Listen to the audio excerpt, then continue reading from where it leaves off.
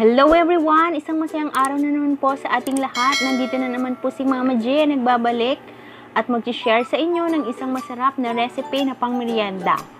Tatlong ingredients lang po ang kakailanganin natin. Kamote or sweet potato,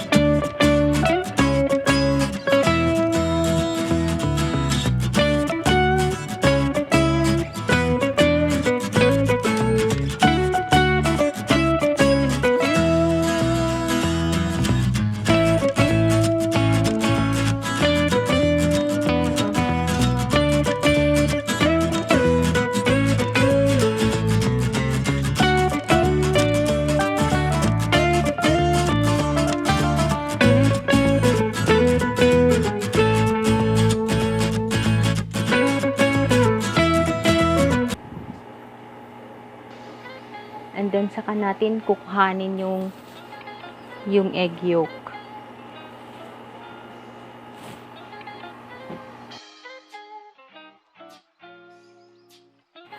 So dudurugin lang po natin or i-smash lang po natin ito, and after po nating madurog ito ay i-set aside natin para ilalagay natin mamaya pagluluto natin ng ating butter. So ngayon naman po ay lulutuin na natin yung ating hiniwang kamote kanina. Maglalagay lang po tayo ng tamang amount ng oil na enough para ma-deep fry po yung ating sliced kamote. So eto na, hintayin lang po natin itong maluto. Pag alam na po natin na medyo crispy na po yung ating kamote, pwede na po itong hanguin.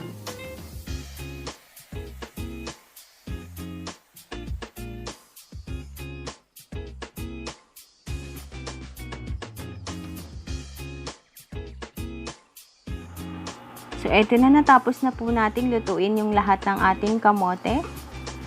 Ngayon naman po ay ilalagay na po natin yung ating butter. Maglagay lang po tayo ng mga 1/4 ng ating butter. Then, tunawin lang po natin siya. Hintayin lang po natin na matunaw yung ating butter.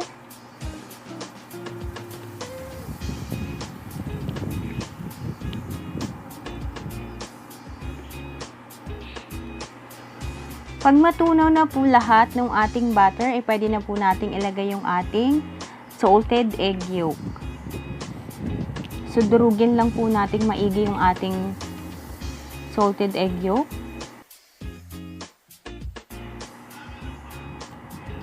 Ayan, tunaw na po. Pwede na po nating ilagay yung ating kamote chips.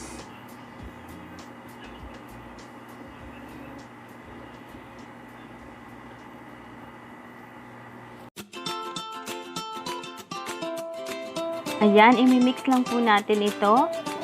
I-mix lang po natin mabuti para ma-coat po lahat ng ating kamote chips. Haluin lang po natin, at pag alam po natin na coated na po lahat ng ating kamote chips, pwede na po natin itong hanguin.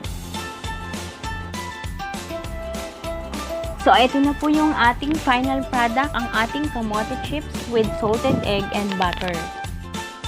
Kung meron po kayong parmesan cheese or cheese powder, pwede nyo rin naman po itong lagyan para masumara pa po ang ating kamote chips. Sana nagustuhan nyo po ang recipe natin today.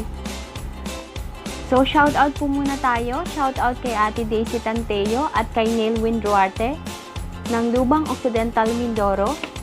Thank you po for all your support. And salamat din po sa lahat ng mga nag-subscribe. At para po sa mga hindi pa nakapag-subscribe, please don't forget to hit like, share, subscribe, and turn on the notification bell for more videos. And sa mga gusto pong magpa-shoutout dyan, comment lang po kayo below. Thank you all for watching. Bye!